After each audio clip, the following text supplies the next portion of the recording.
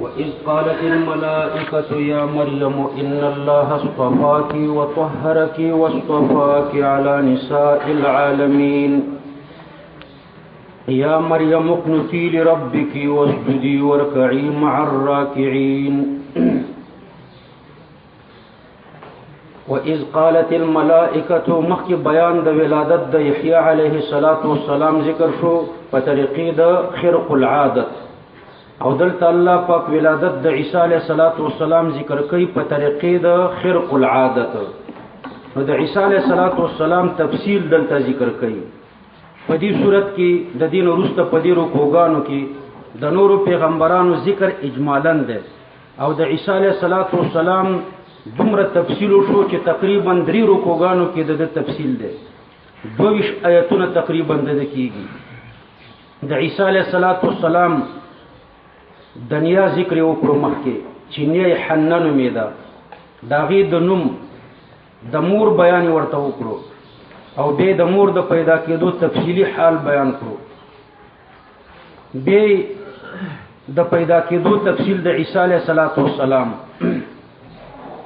د مور د خوراک بیانې د بیپلار ماشوم ته کلی تر واستل د خلق بدرد ویل د معجزې په طریقه خبرې کول او اسمان ته پورته کېدل دا پوره تفصیلات د عیسی علیه السلام کوي د دې وجه دا ده چې پیغمبر علیه السلام خاتم الانبیاء ده نو تر قیامت پورې تمام مرحله د عیسی علیه السلام رسول الله صلی الله علیه وسلم بیان کړي نو تمام مرحله پیغمبر علیه السلام د دې لپاره بیان کړي چې پیغمبر علیه السلام خاتم الانبیاء یعنی اخیری نبی ده نو تر قیامت پورې تمام مرحله بیانې چې د چا به تابعداري کولې شي د کوم گمراهانو نه بزان ساتلې شي نو د لوی گمراه چې دجال دی داغه بیان یې پوره وکړو چې پچای خفاره نشي او د اخیری زمانه د عظیم مجاهد عیسی علیه السلام بیان یې وکړو نو که امتی ونه پیژني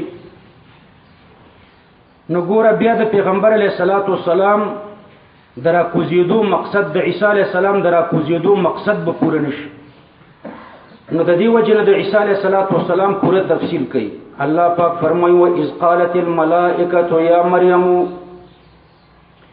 یاد کا هغه وخت و اذ قالت نو اذ منصوب ده په اذکر مقدر باندې اذکر اذ قالت الملائکه یاد کا هغه وخت چې ویل ملائکه نو اذکر فعل ضمیر پکې مستتر دی غیر فاعل اذ قالت الملائکه ده مفعول فيه فعل سره د فاعل او سره د خپل مفعول فيه نه دا په مخکنی جمله باندې والعطف دا عطف القصه على القصه مخکنی قصه چې وا الجمله الاولى كان لشرح حال ادم وهذا لشرح حال البنت مخکې د آدم علیه السلام د حالات تشریح او دلته د لور د حالات تشریح ده وَإِذْ قَالَتِ الْمَلَائِكَةُ یاد هغه وخت چې ویل ملائکه د الملائکتون جبريل علیه السلام مراد ده جبريل علیه السلام راغلو بی مریم ته आवाज وکړو ابن جرير د ابن اسحاق نه روایت کړی دی چې انه قال هغه فرمایلی دي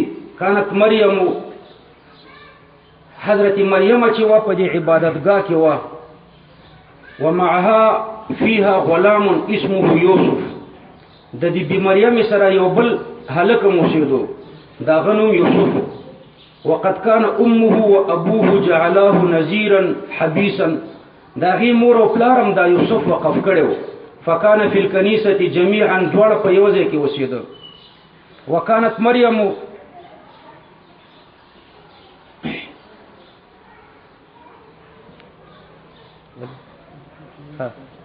نو خلاصه دا چې دا دوړ یو ځای وسیدو یوسف به اوبر اوړي د بهر نه نو دا دوړ په یو ځای کې وسیدو فيرجعان بیا به واپسم په یو ځای کې راتلو نو یو ورځ دوی بهر وتلی دي چې ملائکه حضرت مریم ته مخامخ راغلو د بچی زیره ورته ورکړو وَإِذْ قَالَتِ الْمَلَائِكَةُ يَا مَرْيَمُ فَأَغِ وَخْكِ چې او فرمایل ملائکو جبريل علیه السلام بی مریم ته आवाज وکړو چې یا مریم اے مریم ان الله اصطفاکی بشک الله پاک چې دې اصطفاکی یعنی اختار کی تی مختار ګرځولې وطهرکی او تی پاک کړي من الادناس دخیرنا والاقذار التي تعرض للنساء هغه ګندګیانې چې خزو ته عارضی کیږي لکه حیض او نفاس حتى صرت صالحه لخدمه مسجد الحرام الله پاک په دې باندې حیض او نفاس نه راوستو د دې لپاره چې د مسجد الحرام خدمت وکړي نو ان الله اصطفاکی بشک الله پاک ته مختار کړي وطهرکی او تی صفا کړي واصطفاکی او تی پاک کړي مختار کړي علی نساء العالمین فزنانو د عالم باندې دوزلی ورته اصطفا کوي نو اوله چې وا دوزلی الله پاک اصطفا کی ورته وای نو بعض علما فرمای چې دا دویم اصطفا کی نه بعینه اول اصطفا کی مراد ده وکرره للتاکید تکرار د تاکید د پاره ده او یا تکرار د تاکید د پاره نه ده اول اصطفا کی دا مطلب چې الله ته مختار کړي د حیض او د نفاس او د اقذار نه صفا کړي او د خدمت د بیت المقدس لپاره قابلیت درکې پیدا کړو واصطفا کی دا دویم اصطفا دا چې تی مختار کړي ته عیسی علیه السلام هب کړو من غیر اب پلار نشته او بیا درته الله پاک هب کړو نو دا دویمه استفا هب د عیسی علیه السلام دا بلا اب علی نساء العالمین تی مختار کړي په زنانو د عالم باندې د ټول عالم په زنانو باندې ته مختار نو د ټولي دنیا په زنانو کې څوک بهتره ده بعض علما فرمایي چې امدا حضرت مریم د ټولي دنیا په زنانو کې بهتره ده دا د حضرت عائشہ نم بهتره ده د حضرت فاطمه نم بهتره ده او د حضرت خدیجه نم بهتره ده د حضرت عبد الله ابن عباس رضی الله عنهما روایت ده چې هغه فرمایي چې رسول الله صلی الله علیه وسلم فرمایل سیدة نساء اهل الجنه مریم بنت عمران ثم فاطمه ثم خدیجه ثم آسیه امرأة فرعون سیدة نساء اهل الجنه د جنتیانو د خزو سردار حضرت مریم ده بیا فاطمه ده بیا خدیجه ده بیا آسیه ده چې د فرعون بیبي و او دویم روایت کې داسې راځي د حضرت فاطمه رضی الله عنها روایت ده حضرت فاطمه فرمای قال لي رسول الله صلی الله علیه وسلم انت سیدة نساء اهل الجنه الا مریم البتول اے فاطمه ته د ټول زنانو د جنت سرداري مگر د حضرت مریم نه یعنی حضرت مریم استانه بهتره ده نو یو قول پکې دا دی چې په ټول زنانو کې حضرت مریم بهتره ده لکه دا آیاتم په دې دلالت کوي چې واصطفاکی علی نساء العالمین دویم قول پکې دا دی چې په ټول زنانو کې حضرت فاطمه بهتره ده او د دې لپاره ډیر دلایل دي یو دلیل ورته دا دی چې دا د رسول الله صلی الله علیه وسلم د وخت ټوکړه ده او پیغمبر علیہ السلام د ټولي دنیا نه بهتر ده نو د وخت ټوکړی حضرت فاطمه هم د ټولي دنیا نه بهتر شو او دویم دا چې رسول الله صلی الله علیه وسلم فرمایي اربع نسوه سادات عالمهن څلور زنانه دي چې هغه د ټول عالم سردار دي مریم بنت عمران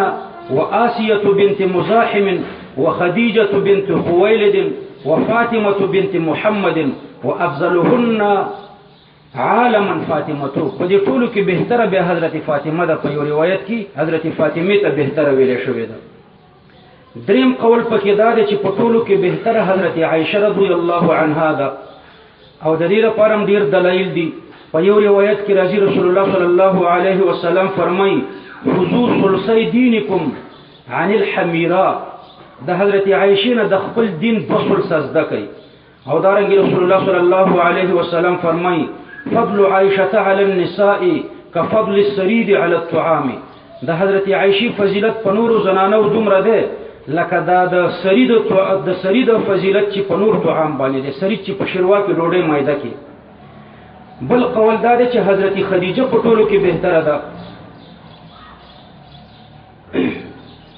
ځکه وجه دا ده چې حضرت عائشه باندې سلام جبرئیل علیه السلام ویل ده او په حضرت خدیجه باندې سلام د الله د طرف نه جبرئیل علیه السلام را نقل کړی دی دو حدیث دي یو ځکه دا چې راځي چې جبرئیل علیه السلام په حضرت عائشه باندې سلام وایي پیغمبر علیه السلام حضرت عائشه ته فرمایل چې جبرئیل علیه السلام در باندې سلام وایي. خو د حضرت خدیجه په باره کې دا راځي چې د الله د طرف نه جبرئیل علیه السلام په خدیجه باندې سلام راوړیو، نو حضرت خدیجه وایي د ټولو نه بهتره ده. بعض علما په کې توقف کوي، خو راجح دا ده چې په ټولو زنانو کې بهتره حضرت خدیجه ده، بیا د دنیا په لحاظ بهتره فاطمه ده، او د آخرت په لحاظ بهتره عائشه رضی الله عنها ده. على الاطلاق بهتره حضرت خدیجه ده. بیا حضرت فاطمه او حضرت عائشه کې د دنیا په لحاظ حضرت فاطمه بهتره ده، ځکه دا د پیغمبر علی السلام د بدن جز ده، او د آخرت په لحاظ حضرت عائشه بهتره ده، ځکه چې هغه به رسول الله صلی الله علیه وسلم سره، او حضرت فاطمه به د حضرت علی رضی الله عنه سره. نو دلته به بیا علی نساء العالمین نه د خپل زمانه عالم مرادوي. وصفاکی تی غره کړي علی نساء العالمین په زنانو د خپل عالم باندې. یا مریم اقنتی لربک، اے مریم اقنتی لربک، یا مریم دم مقوله د ملائکه ده، مخکی ملائکه یا مریم ان الله اصطفاکی ویلي، او دلته بیا ورته وی یا مریم اقنتی لربک، هغه مقوله د ملائکه او دم مقوله د ملائکه ده. مخکی ورته امر کړو چې ان الله اصطف، خبر ورته ذکر کړو، او دلته ورته صيغه د امر ذکر کړي، محافظت علی الصلوات د دې امر ورته کوي. مخکې ورته دا ویلي چې ستا مرتبه اوچته ده، او دلته ورته وایي چې مغروره نشي. اقنتی لربک، خپل رب ته دې تابعدار اوسېږه، دفع د غرور د حضرت مریم کوي. یا مریم اقنتی لربک، نو د اقنتی نه المحافظه علی الصلوات مراد ده، د منځونو حفاظت کوه. دویمه معنی ده اطالة القيام في الصلاة، امام مجاهد دا معنا کړی دا. اقنتی لربک یعنی طول القيام في الصلاة لربک، اوږد مونږ کوه، دا قیام اوږد کوه د خپل رب د پاره دی. قتادتین معنا کوي ادامة الطاعت، همیشه د الله بندگی کوه. او سعید ابن جبیر رحمه الله معنا کوي دا الاخلاص في العبادت، قنوت نه مراد اخلاص في العبادت ده، یعنی الله پاک ته اخلاص په عبادت کوه. اقنتی لربک، دلته عنوان د ربوبیت ذکر کړو، علتیت د وجوب الامتثال ته اشاره کوي. دا امر ومنه ځکه ستا رب دی. واسجدي، او الله ته سجده کوه، ورکعي، او الله ته رکوع کوه، مع الراکعين، د راکعين سره. مع الراکعين جمع مذکر الله ذکر کړه تغلیبا. نور د چې رکوع کوله د راکعات سره کوله، مراکعات د راکعين سره یوځای وي، لدی وجنه تغلیبا الله پاک جمع مذکر ذکر کړه. دویم لموافقه رؤوس الآیه، د آیتونو د اخرنیو حرفونو د موافقت لپاره الله پاک په الراکعين باندې تعبیر وکړو، په راکعات یې ونه کړو. او بل دا ده چې اقتداء بالرجال بهتره ده، نو ځکه الراکعين ورته ذکر کړو. ذالک من انباء الغیب، الله پاک فرمایي چې دا واقعات د غیب دي. نوحیه دا جمله مستأنفه ده، د ذالک من انباء الغیب لپاره بیان کوي، او نوحیه کې د هی ضمیر د غیب ته راځي ده. نوحیه مونږ ته توحید د غیب کو، دا انباء د غیب شو، او مونږ نوحیه مونږ وحی کو د غیب الیک تا. وما كنت لديهم د مستقرا پورې تعلق لري، د كنت د لپاره خبر ده. وما كنت مستقرا لديهم، تددي متنازعين سره نوي، لديهم ضمیر متنازعين تراجع ده.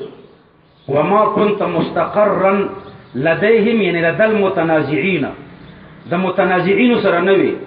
متنازعين د مدلول د کلام نه معلومیږي، اگر چې مخکې نه دی ذکر شوی، نو ازمار قبل ذکر هغه ناروا، ازمار قبل ذکر نه دی، ځکه د مدلول د کلام نه معلومیږي. نو ته د دوی سره نوي، نو دا په بریلیانو باندې یو رد دی چې هغوی پیغمبر علیه السلام ته حاضر او ناظر وایي. نو دلته پیغمبر علیه السلام نو. اذ یلقون اقلامهم، دا معمول لپاره د مستقرن دی، ته مستقر نوي په هغه وخت کې یلقون اقلامهم چې هغوی خپل قلمونه په نهر کې غورځول. اقلامهم التي كانوا يكتبون بها التوراة، هغه قلمونه مراد دي چې دوی ور باندې تورات لیکلو، او دی قلمونو باندې دوی نهر ته تبرکن وغورځول، په کومو قلمونو چې دوی تورات لیکلو. ايهم يكفل مريم، نو دا قلمونه نهر ته وغورځول. يلقون اقلامهم في النهر، او د څه د پاره وګرځول ايهم يكفل مریم د دې د پاره وګرځول چې څوک به کفالت کوي د حضرت مریم ايهم يكفل مریم چې څوک به د حضرت مریم کفالت کوي حضرت مریم د دې خپلار نو او خپلوانو کې نږدې خپلوان حضرت زکریا علیه السلام او د بیت المقدس چې کوم نور خادمانو د تورات لیکونکو هغه د زکریا علیه السلام سره لانجه کوله چې د دې کفالت به مونږ کوو او زکریا علیه السلام فرمایل چې د دې کفالت به زکو مزکه د دې څور زما په نکاح کې ده نو ايهم يكفل مریم یعنی ليعلموا ايهم يكفل نو دا جمله مفعول له ده د دې لپاره چې دوی پوښي چې څوک به کفالت د حضرت مریم کوي نو دوی چې کله قلمونه وګرځول چې د چا قلم د ابو په سر روانو هغه به کفالت کولو نو د زکریا علیه السلام قلم د ابو په سر لاړو لہذا د کفالت د حضرت مریم شروع وما كنت لديهم او نوې ته د دوی سره اذ يختصمون په هغه وخت کې چې دوی لانجه کوله په کفالت د بیبي مریم کې وما كنت لديهم الله دوزل ذکر کړو دا د دې لپاره چې دلالت وکړي الى ان كل من عدم الحضور عند الالقاء وعدم الحضور عند الاختصام مستقل بالشهاده على نبوته عدم حضور د رسول الله صلی الله علیه وسلم عند الالقاء او عدم حضور د رسول الله صلی الله علیه وسلم عند الاختصام دا دواړه مستقل دلایل دي د نبوت د رسول الله صلی الله علیه وسلم لدی وجنا ما كنت لديهم د مستقل ذکر کړو عدم حضور عند الالقاء دا ځانته دلیل دی او عدم الحضور عند الاختصام دا ځانته دلیل دی په پیغمبري د رسول الله صلی الله علیه وسلم وما كنت لديهم إذ يختصمون وإذ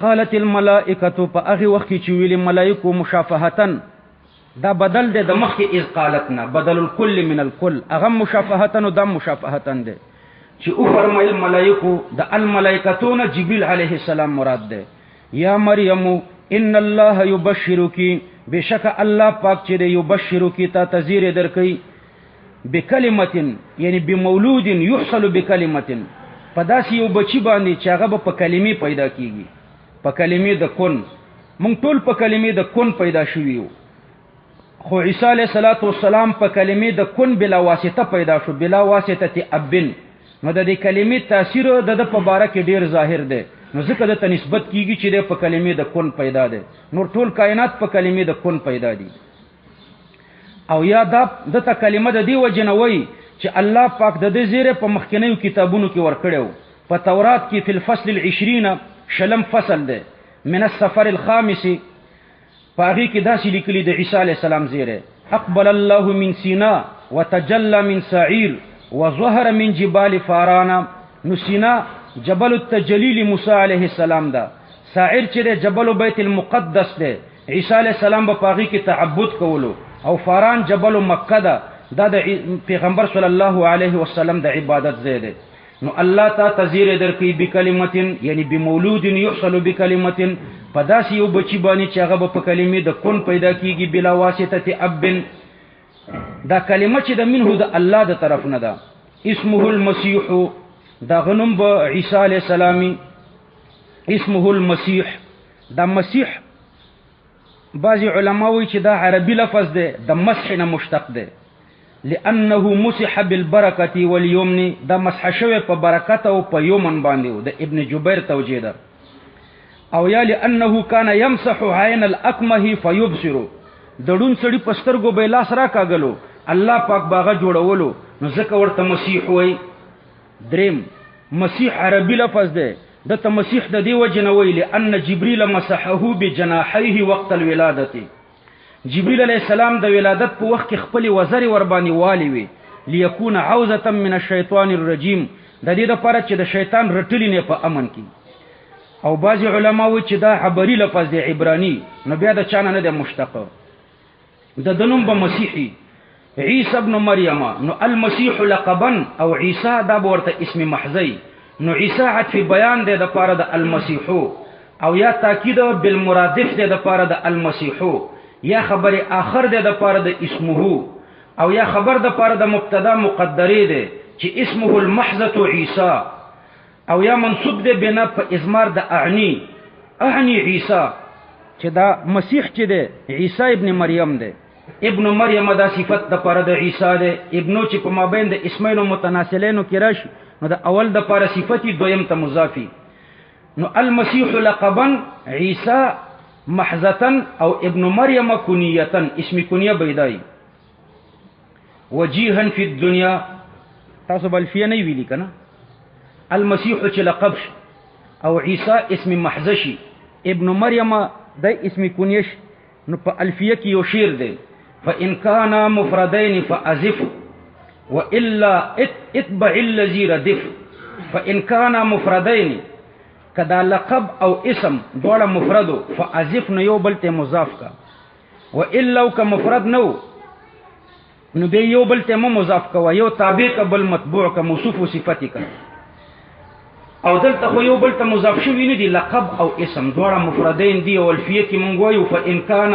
مفردين فأزف که اسم او لقب دوړه مفردو نو یو بل ته مضاف کا او دلته یو بل ته نه دی مضاف شوی نو تاسو ورته جواب ورکئ چې متورد صحیح د اضافت ده لیکن بشرط الله يمنع مانع دلته مانع موجود دی چې په المسيح کې الف لام ده نو المسيح لدی وجنه دی عیسی ته اوس مضاف کول نشو وجيها في الدنيا دا حال مقدره ده د کلمتنا يبشرك بكلمه دا کلمه چې دا وجيها دا به مخور وي یعنی ذی مرتبه حال دا چې دا به مخور او د مرتبه ولوي په دنیا په دنیا کې والآخرة او په آخرت کې په دنیا کې بالنبوة او په آخرت کې بالجنة وقبول الشفاعة آخرت کې به الله جنت تبي او شفاعت به قبلي ومن المقربين عند الله يوم القيامة او دا به د مقربین نه د الله په نيز د قیامت تورزو ويكلم الناس في المهد او دې به خبرې کوي د خلکو سره ويكلم الناس في المهد دې به خبرې کوي د خلکو سره په المهد په زنګو کې دا في المهد حال واقع شوه ده من ضمیر الفعل يكلم فعل ضمیر پکې مستتر دی غیر فاعل حال دا چې دا په زنګو کې وي وکهلا او په بوډاوالی کې بم د خبرې کولې شي نو په بوډاوالی کې خو ارڅوک خبرې کولې شي کمال خدای چې په زنګو کې خبرې وشي نو د کهلن ذکر الله پاک د دې وجه نه کوي رد کوي په دې يهودو باندې چې يهود به دې وجلې نشي د به د بوډاوالی تر زمانی پورې الله پاتې کوي او بیا به په خپل مرګ باندې وفات کیږي نو لکه په ماشومتوب کې چې خبرې کولې نو په بوډاوالی کې هم الله پاک دې به خبرې کوي په بوډاوالی کې نو يكلم الناس في المهد وكهلا ومن الصالحين او دې بدني پکارانو نه مقصود ګورا يكلم الناس في المهد وكهلا دې به خبرې کوي په زنګو کې وکهلا او په داسې حالت کې چې دې به بوډای نو یو خودي خبرې ته اشاره ده چې دې به څوک نشي وژلې دویم دا چې تسویه ته اشاره کوي بین الكلام حالت طفوله و حال الكهوله یعنی مطلب دا دی چې دا د ماشومتوب خبرې به داسې وي لکه د بوډاتوب د خبرو دواړه خبرې به یو شوي هوښیارې خبرې به وي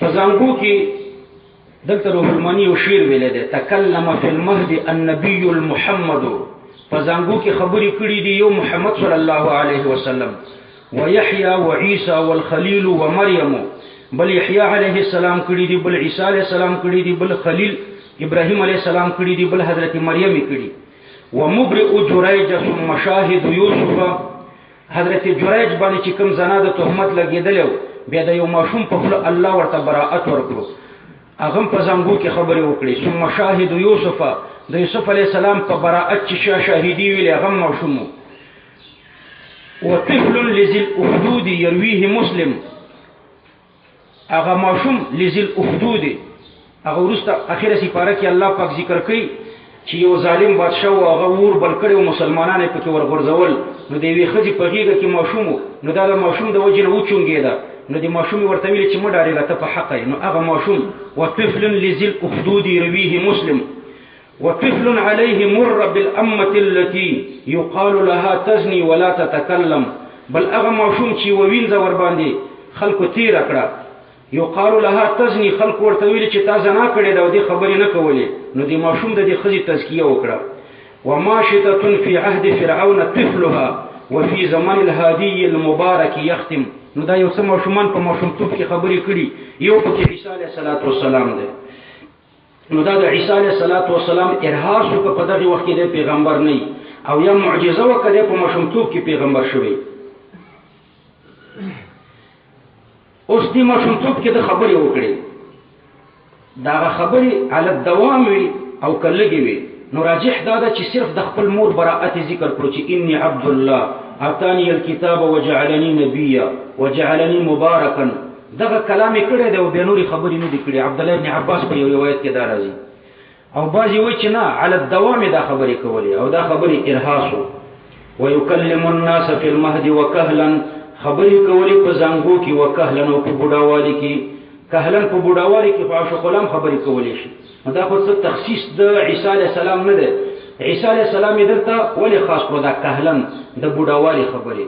نو ما درته ویلي چې په دې کې خو یو د دې خبرې زیری دی چې دا په څوک نشي وژلی. سن د کهولت ته به الله پاک رسوي. او دویم دا چې الله دې خبرې ته اشاره کوي چې دا د ماشومتوب د بوډاوالي خبرې یو شی وي، فرق پکې نه و. ومن الصالحین، او دا به د صالحینو نه. قالت ربي أنا يكون لي ولد. نو فرمایل حضرت مریم دا جمله مستأنفه ده لکه سائل چې سوال کړي فماذا قالت. حضرت مریم څه ویلي؟ نو الله فرمایي چې حضرت مریم ویلي چې انا يكون لي ولد. دا تعجب ده، څنګه به زما لپاره بچی پیدا شي؟ ولم يمسسني بشر، او ما ته خو ګوتې نه دي راوړي انسان. بشر نکره عامه ده، مراد ترې عموم د نفي ده، هیڅ انسان ما ته ګوتې نه دي راوړي. قال یعنی قال لها جبریل علیه السلام ورته فرمایل کذالک یعنی انت کذالک، ته همدارنګي چې انسان درته ګوتې نه دي دروړي. او الله یخلق ما یشاء، الله پیدا کوي هغه چې د الله اراده ورته وشي. اذا قضا امرا، قضا په معنا د اراده سره ده او امرا په معنا د شیئا سره ده. چې کله الله اراده د یو شی وکي فانما یقول له کن فیکون. فانما یقول له بشک وای د دې شی په باره کې کن چې ته موجود شو فیکون هغه موجودیږي. په دې کې سرعت التکوین ته اشاره ده، مجاز مراد ده، لفظ د کن نه ده مراد. نو ګوره دلته مشبہ چې ده الشیء المکون بسرعه بغیر آلة ده مشبہ به، او مشبہ امر الامر المطاع على الفور ده مشبہ. نو ذکر د مشبہ ده چې امر الامر المطاع على الفور ده، او مراد ترنه مشبہ به ده چې الشیء المکون بسرعه بغیر آلة، نو سرعه التکوین ته اشاره ده. ويعلمه الكتاب او خیرت کتاب، د کتاب نه مراد کتابت ده. د عبد الله بن عباس معنا دا ده الكتاب یعنی الكتابه، والحکمه یعنی الشریعه، ده د عبد الله بن عباس معنا ده. او یا الكتاب علم ظاهری والحکمه علم باطنی، ده د بعض نور مفسرین معنا ده. والتورات او خیبدت الله پاک تورات چې دا مشتمل ده په ظاهر، والانجیل او انجیل چې دا مشتمل ده په باطن. افردهما لوفور فضلهما، دا دوله خاص ذکر کړه ځکه د دې فضیلت ډیر زیات ده په نورو کتابونو د قران نه ما سوا.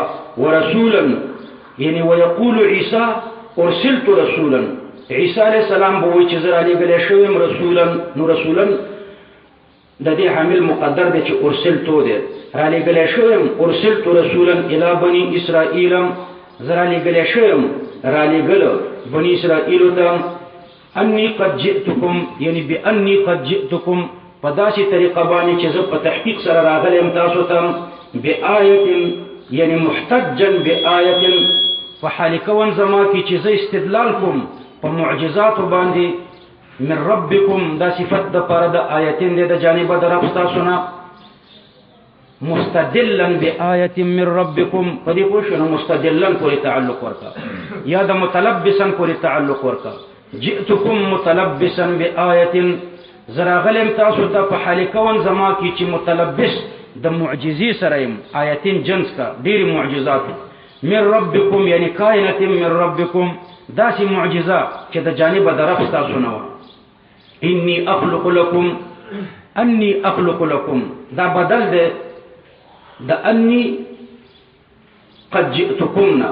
مخکې انی قد جئتکم مبدل منه او انی اخلق لكم من الطين دا ترنه بدل او یا انی خبر د پاره د مبتدا مقدری ک چې هي انی اخلق لكم هغه علامه دا هغه آیات دا ده هغه معجزه دا چې انی اخلق لكم من الطين بشک زچیم جوړوم تاسو د پاره من الطين د خټینه که هيئت الطير لك هيئت د مرغه خفاش او پرک فانفخ فيه نزفكم فيه هي ضمیر چاته راځي ده دی هيئت تا هيئت هم مؤنث دی او هي ضمیر مذکر ده نو هيئت دا په معنا د مذکر کا الشیء المهیأ هغه جوړ کړی شوی شی نو زفکم په دې جوړ کړی شوی شي کې نو تذکیر د ضمیر کې رعایت د معنا شوی ده ورسته په سورته مائده کې فانفخ فيها راځي الته رعایت د لفظ شوی ده او دلته فانفخ فيه کې رعایت د معنا شوی ده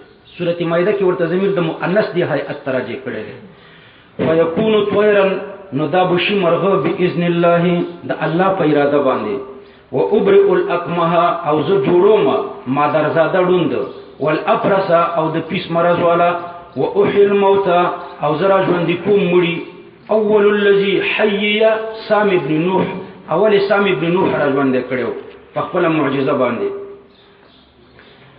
و احي الموت باذن الله او زرا ژوند کوم مړي د الله په اراده باندې وانبئكم بما تاكلون او زه د غیب خبر درته بیانوم خبر درته درکوم بما تاكلون فارچ تاسو خوري وما تدخرون او هغه چې تاسو ذخیره کوي په خپل کورونو کې ان فی ذلک لآیه بشک پدوی کې لوی دلیل دی زما په نبوت آیه لکم لوی دلیل دی زما په نبوت ان کنتم مؤمنین کچرته تاسو مؤمنان یې ومصدقا لما بین یدی یعنی وجئتکم مصدقا زرا غلم تاسو ته حال دا چې زه تصدیق کوم کوم لما بین یدی د ما بین یدی د پاره چې هغه تورات ده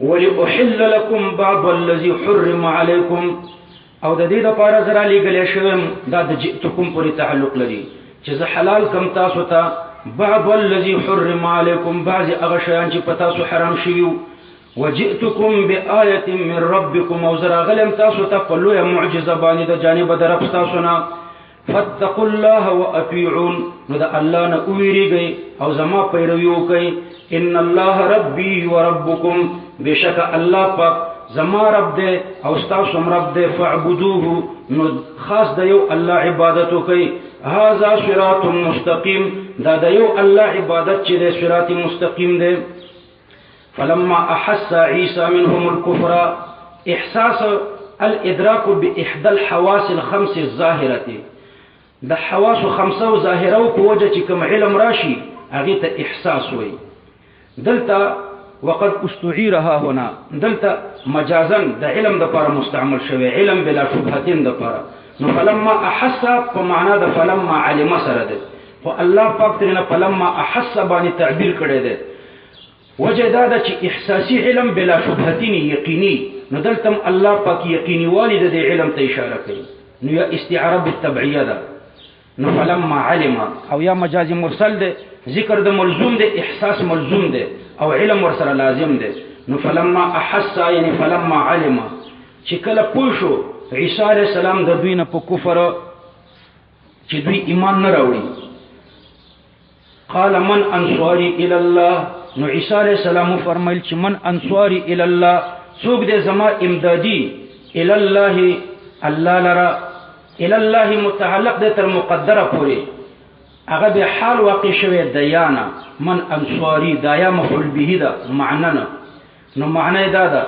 من ينصرني حال كوني ملتجئا الى الله ملتجئا الى الله دیان حال کا د ملتجئا پوری تعلق ورکا من انصاري څوک به امدادي شي زما ملتجئا الى الله په حال کون زما کی چې ز پنانی ونکم الله پاک دا قال الحواريون نو انصاري جمع د نسویر د لکه اشراف چې جمع د شریف ده قال الحواريون نو ویل حواريون حواريون جمع د حواري ده عربانو فلان حواري فلانن فلانه سړی چې ده د فلاني خاص کس ده یعنی خاص مرګري او کومکی دی. اصل کې حواری د تحویر نه دی، تحویر په معنا د تبییض. الخبز الحواری سپینې ډوډۍ ته وایي، الحواریات خارې او خزو ته وایي، ځکه دا غالبا سپینې وي. نو دی حواریونو ته ولې حواری ویلې؟ لبیاض ثيابهم، ځکه د دوی جامې سپینې وي. او یا دوی دوبیان و، جامې به سپینولې، یا زړونه صفا و. بعض علما وایي چې دا د حار نه دی، په معنا د رجعه، لکه وظن ان لن يحور. دوی ته حوارین د دې وجه نه وایي چې دوی راجعین الی الله و. دریمه معنا دا ده چې حواری په معنا د مجاهد سره راځي. نو قال الحواریون، ویل دغه مجاهدینو چې نحن انصار الله، یعنی نحن انصار دین الله، من کومکیان د دین د الله یو. آمنا بالله، من په الله باندې ایمان راوړی دی. واشهد بأننا مسلمون، او ته په دې باندې گواه اوسېږه چې من الله ته منقاد یو. ربنا، یعنی یا ربنا، آمنا بما انزلت، من ایمان راوړی په هغه کتاب چې تا نازل کړی، دا غي انجیل مراد ده. واتبعنا الرسول، او من پیروي د پیغمبر کړی ده چې عیسی علیه السلام ده. فاكتبنا مع الشاهدین، نو ته مونږ ولیکه د گواهانو سره. ومکروا ومکر الله، او دوی تدبیر شرارت د بد وکړو. ومکر الله، الله پاک جزا د مکر دوی ته ورکړه، دوی غلط تدبیر وکړو، نو الله پاک دوی ته د غلط تدبیر جزا ورکړه. والله خیر الماکرین، یعنی اغلب المدبرین، په ټولو تدبیر کوونکو الله د ټولو نه زیات غالب دی. ومکر الله کې جزا مراده ده، خو تعبیر په مکر باندې مشاکلتن شوی دی. اذ قال الله یا عیسی، دا اذا ظرف د پاره د مکر دی. ومکر الله، الله تدبیر د خلاصوالي وکړو. په کوم وخت اذ قال الله یا عیسی، په دې وخت الله تدبیر د خلاصوالي وکړو. او یا اذ ظرف د پاره د محذوف دی، لکه وقع ذلك اذ قال الله یا عیسی، دا تدبیر د الله واقع شو اذ قال الله یا عیسی. او یا اذ ظرف د پاره د اذکر مقدر دی، اذکر اذ قال الله یا عیسی. هغه زمانہ یاد کړه چې الله پاک فرمایل عیسی علیه السلام ته چې یا عیسی انی متوفیک، بشک زچیم متوفیک. د دې یو معنا ده، متوفیک یعنی متمم عمرک، زستا د عمر تمامون کېما. متوفیک حذف د مضاف د په مابین د متوفی او د ککی. متوفیک یعنی متمم عمرک، یعنی فلا اترکهم حتى يقتلوك. دوی به زه پرې نه دم چې تا قتل کی، تا به زه اسمان ته اوچتوم، ستا عمر به پوره کوم، بیا به ته وفات کیږي. نو دلته مرګ نه دی مراد، بلکې متمم عمرک یو معنی دا ده. دویمه معنی دا انی متوفیک، یعنی انی ممیتک، په استقبال کې به زه تا مړ کوم. دوی به قتل کولې نشي، یو قتل دی بل مرګ دی. نو انی متوفیک یعنی انی ممیتک، زبتا په خپل مرګ مړ کوم، ورسته به ته د اسمان را کوزیږي، په خپل مرګ به مړ کېږي، دوی به دې نشي وژلی. دویمه معنا. او دریمه معنا دا ده چې انی متوفیک ورافعک، دا وو په ترتیب باندې دلالت نه کوي، د مطلق جمع د پاره ده. نو انی متوفیک ورافعک، اول به اسمان ته اوچتوم او دا غینه رسته به وفات کوم. نو اول به پیغمبر عیسی علیه السلام اسمان ته اوچتیږي او دا غینه رسته به وفات کیږي. نو وو په ترتیب باندې دلالت نه کوي، اول به اسمان ته اوچتیږي ورسته به وفات کیږي. حافظ ابن تیمیه رحمه الله دا کتاب د الجواب الصحیح، باقي کې فرمای التوفي في لغه العرب معناها القبض والاستيفاء. توفي په لغت د عربو کې په معنا د قبض او د استیفاء سره دی. قبض قبضول، متوفی کتاب ز قبضوم وصولوم بده. او دا قبضول دا وي په درې قسم دي. یو التوفي في النوم، بل توفي الموت، دریم چې توفي الروح والبدن جميعا. درې قسم دي.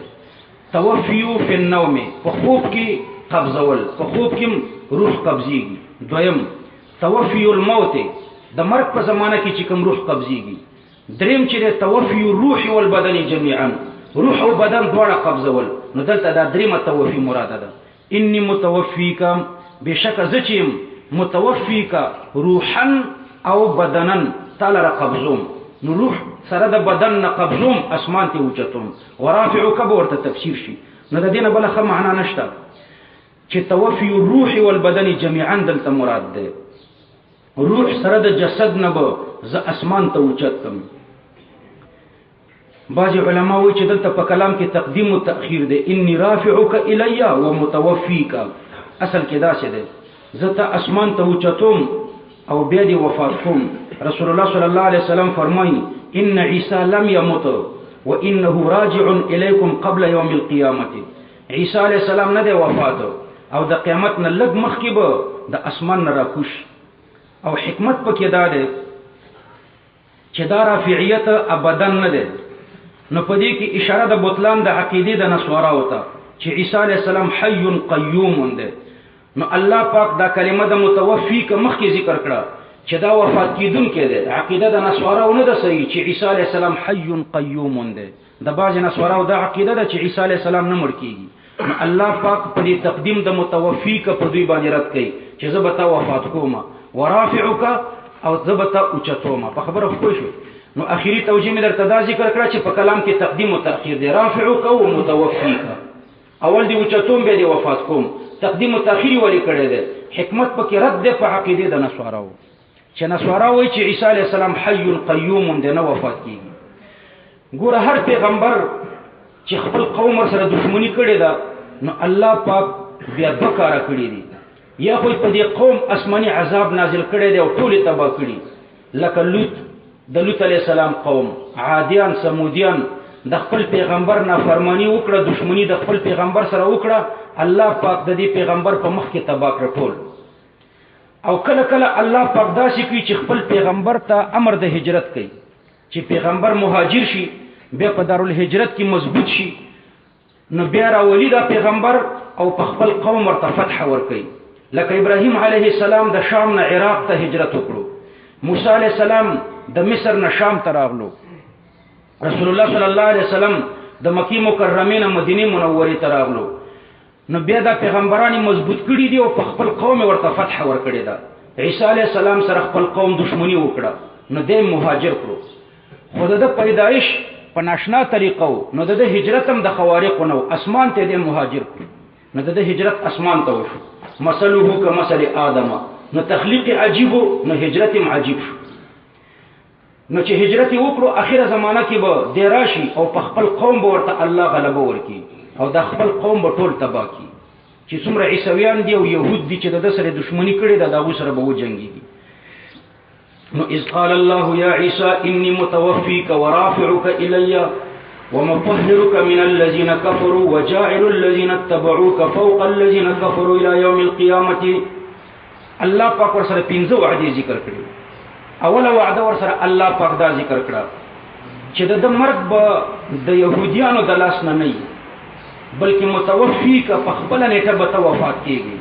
دغه نیټه قیامت ته نږدې ده یو وعده ور سره الله دا وکړه چې متوفی کا زبتا وفات کوم په خپل مرګ دا وعده ور سره الله پوره کوي قیامت ته نږدې به په خپل مرګ باندې وفات کیږي دویمه وعده ور سره الله دا کړی ده چې رافعک الی زبتا عالم بالا تخیجوم الله پاک په بل ځای کې فرمایي وما قتلوه یقینا ولكن رفعه الله الیه دوی نه دی وژلې الله پاک عالم بالا ته پورته کړی ده نو دویمه وعده ور سره الله درافعک الی کړی ده دریمه وعده ور سره الله پاک وی ومطهرک د دشمنانو د تهمتونو نه بزتا صفا کوما ومطهرک من الذين كفروا ومطهرك من الذين كفروا یعنی د دشمنانو د تهمتونو نه بزتا صفا کوم نو ګوره دا وعده مر سره الله پورا کړه کله چې رسول الله صلی الله علیه وسلم تشریف راوړو نو د يهودو ټول غلط الزامات صفا کړو او څلورمه وعده ورته دا چې وجاعل الذين اتبعوك فوق الذين كفروا یعنی ستا تابعداران به تر قیامت پورې غالبي نو د عیسی علیه السلام تابعداران به تر قیامت پورې غالبي د عیسی علیه السلام په نبوت باندې اقرار مسلمانانو هم کړی دی او عیسویانو هم کړی دی لدی وجه نه مسلمانان او عیسویان تر قیامت پورې په يهودو باندې غالب دي غلبه عیسویانو ته د په يهودو او مسلمانانو ته د په يهودو په تاریخ د اسلام کې او په تاریخ د عیسویت کې چرته يهوديان او مسلمانانو یا په عیسویانو باندې کامیاب شوي نه دي. نو په دنیا کې غلبه عیسویانو ته ده او مسلمانانو ته د يهودو په خلاف باندې. وګوره دا دواړه خو د عیسی علیه السلام نبوت مني، مسلمانان یې مني او عیسویان یې مني، په نبوت باندې دواړه اقرار کوي. لیکن دا د نجات اخروی لپاره کافی نه دی. نجات اخروی بیا یوازې د مسلمانانو لپاره ده او د عیسویانو لپاره به نجات اخروی نشته. او پنځمه وعده الله پاک ورسره دا کړې ده چې د قیامت په ورځ به د مذهبي اختلافاتو فیصله الله پاک کوي. واحکم بینکم فيما کنتم فيه تختلفون. دا وعده به په آخرت کې پوره کوي. نو دا پنځه وعدې د عیسی علیه السلام سره په دې آیات کریمه کې ذکر شوي. ومطهرک، د مطهرک په معنا خو پوه شوي کنه، د دشمنانو د تهمتونو نه به زه تا صفا کړم. دا یوه معنا شوه. دویمه معنا یې ده مطهرک من الذین کفروا، زه به تا صفا کړم من الذین من جوار الذین، د ګاونډیتوب د هغه یهودو نه چې هغوی کفر کړی دی. وزه د ظاهر په ځای د مضمر او فاعلیت د نجاست ته اشاره کوي چې هغه کفر دی. دا یهود نجس خلق دي ځکه کافران دي. وجاعل الذین اتبعوکم، او زه ګرځونکی د هغې خلکو یم چې ستا پیروي کړې ده، یعنې ستا په نبوت اقرار کوي. نو چې ستا په نبوت څوک اقرار کوي دا به فوق الذین کفروا وي، د یهودو د پاسه به، یعنې په یهودو به غالبي. الى یوم القیامت، تر ورځ د قیامت پورې. الى یوم القیامت متعلق تر جعل پورې دی. زه ګرځونکی تر قیامت پورې یم، یعنې الى یوم القیامت یعلون المتبعین، د قیامت پورې به ستا پیروان غالبي. نو د عیسی علیه السلام پیروان تاسو ته ما ویلي چې دوه ډلې دي. شاباس، یو ډله عیسویان دي او دویمه ډله مسلمانان دي. دا دواړه به غالبي. نو په دنیا کې به دا دواړه غالبي. خو دا غلبه د نجات د آخرت لپاره نه ده کافي. په آخرت کې به بیا نجات یوازې مؤمنانو ته وي. نو د نبوت عقیده د نصاراو هم شته، د مسلمانانو هم شته، لیکن دومره عقیده د نجات لپاره نه ده کافي. بلکې د عیسی علیه السلام په پوره دین به یقین لري، بیا به ته په آخرت کې نجات حاصلې. او د عیسی علیه السلام په پوره دین چې د یقین راغلو، نو یو پکې هغې کې دم راغلی چې نبی اخر زمان باندې به ایمان راوړی. نو نجات به هلته حاصلېږي چې په نبی اخر زمان صلی الله علیه وسلم باندې ایمان راوړي. ثم الی مرجعکم، بیا به په قیامت کې ستاسو رجوع ماته وي. فاحکم بینکم، نو زه به ستاسو په مابین کې فیصله وکړم فیما کنتم فیه تختلفون، په هغه څه کې چې تاسو پکې اختلاف کولو. ما درته مختصره خبر وکړه، هغه اخري ښکلې خبر مې درته وکړه چې جاعل الذین اتبعوک، چې ستا پیروي کړې ده. ما ویلې چې د پیروانو نه څوک مراد دي؟ چې د عیسی علیه السلام د نبوت اقرار کوي. نو اقرار عیسویانو هم کړی دی او مسلمانانو هم کړی دی. دا دوه ډلې به په یهودو باندې غالبي. خو دا په یهودو باندې په دنیا کې غالبي وي. خو د اخروي نجات لپاره صرف دومره د نبوت منل نه دي کافي، بلکې د ټول دین منل ورته ضروري دي. او ټول دین بیا مسلمانان مني د عیسی علیه السلام. ټول دین عیسویان نه مني، ځکه په ټول دین د عیسی علیه السلام کې د محمد صلی الله علیه وسلم ذکر مشته، او د محمد صلی الله علیه وسلم باندې د عیسویانو ایمان نشته. نو د عیسی علیه السلام ټول دین نه دی منلی، لہذا اخروي نجات به د عیسویانو دپاره نه وي، ځکه ټول دین نه دی منلی. دا خو یوه توجیه ده.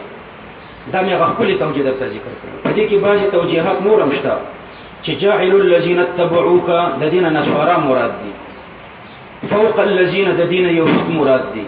وليس بلد فيه أحد من النصارى إلا وهم فوق اليهود في شرق الدنيا وغربها. په شرق د دنیا کې وي که په غرب د دنیا کې وي، خو عیسویان چې دي په یهودو باندې غالب دي. دا د اسرائیلو حکومت دا د ټرمپ د سوري لاندې چلیږي. که ټرمپ ته نه یوه ورځ خپل سوری لرې کړو، بیا به د اسرائیلو حکومت ثباته نه وي. فاما الذین کفروا، نو یوازې عیسویان ترېنه مراد شو. نو عیسویان په یهودو غالب دي. مخکنی ترجمه کې یهود او عیسویان دواړه، مسلمانان او عیسویان دواړه په یهودو باندې غالب وو. فاما الذین کفروا، الله پاک فرمایي هغه خلک چې هغوی کافران دي، فأما الذين كفروا تفسير للحكم المدلول عليه قوله تعالى احكموا. الله پاک به فیصله کوي. دا الله د فیصله تفصیل دی. الله پاک به څنګه فیصله کوي؟ نو دا الله فیصله ده.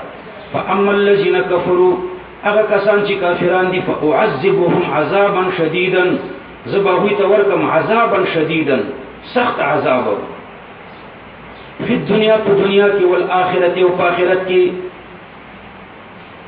په دې اوس یو لفظي اعتراض درته کوم. ګوره خبره په تفصیل د عذاب د قیامت کې ده. ثم الی مرجعکم قیامت کې بس تاسو ما ته رجوع د قیامت بیان شو کنه. فاحكم بينكم قیامت کې به زه فیصله وکم فيما كنتم فيه تختلفون فهغه څه کې چې تاسو پکې اختلاف کوئ. نو تر دې پورې د قیامت بیان دی اجمالا. فاما الذين كفروا دا د هغه قیامت د عذاب تفصیل دی. د قیامت د فیصله تفصیل دی. فاما الذين نو د قیامت د عذاب ذکر دی. نو هغه کسان چې کافران دي فاعذبهم عذابا شديدا هغه ته به عذاب شدید ورکم. نو دا په دنیا ورسره کوي خبره خو په تفصیل د عذاب د قیامت کې ده. نو په قیامت کې د دنیا د عذاب څه معنا ده؟ دا په دنیا څنګه ذکر کړو؟ تاسو ورته جواب ورکړئ چې د دې آیات نه مقصود تعبید ده، عدم انقطاع مراده ده من غیر نظر الى الدنيا والاخره. دا دنیا او آخرت د عربانو په اصطلاح کې تعبیر د تعبید نو. نو اعذبهم عذابا شديدا في الدنيا والاخره د دې مجموعه ملکر په معنا ده مؤبدا سره ده. عذابا شديدا مؤبدا. نو الدنيا والاخره تعبیر د تعبید نه ده. او دا د عربانو اصطلاح و چې دنیا او آخرت به تعبیر د تعبید نه ګرځول. خو دا یو جواب. دویم جواب ورته دا ورکا چې ګوره عذاب د دنیا عذاب الدنيا الفوقيه عليهم ويضم الى هذا العذاب عذاب الاخره. یو عذاب د دنیا دی بل عذاب د آخرت دی. مخکې فوقیت د مسلمانانو د عیسویانو ذکر شو په يهودو. دا فوقیت چې مخکې ذکر شو دا دنیوي عذاب. دلته د الله مقصد دا دی چې د دې مخکینی دنیوي عذاب سره به زه اخروی عذاب هم یوځای کړم. نو دا دنیوي عذاب دا مقدمه ده د لپاره د اخروی عذاب. نو د دې آیات مطلب دا دی چې اعذبهم عذابا شديدا في الدنيا والاخره. دا دنیا مقدمه ده لپاره د آخرت. دا د دې ذکر په طریقې د تمهید او د مقدمه ده د اخروی عذاب د لپاره. دنیوي عذاب هغه فوقیت چې عیسویان او مسلمانان په يهودو باندې فوق کړي. دا دویم جواب.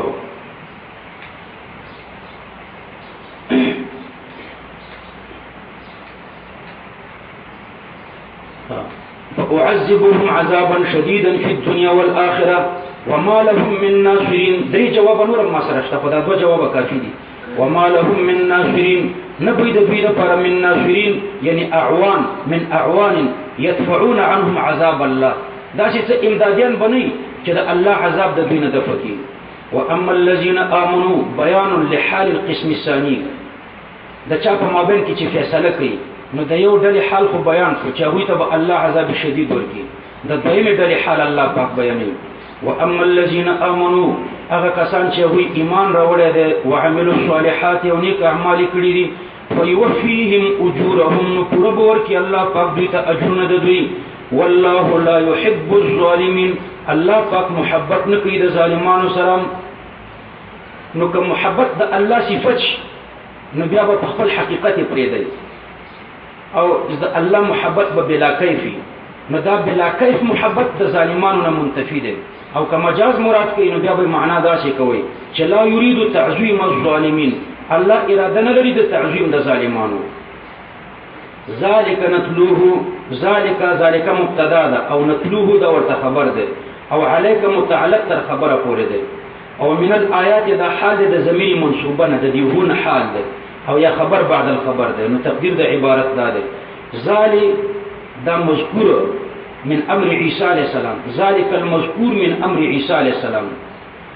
نتلو مولولو هو دغه مذکور چې امر د عیسی علیہ السلام دی حالات د عیسی علیہ السلام دی دا مو پتا باندې لولو دا خو لستلی دي.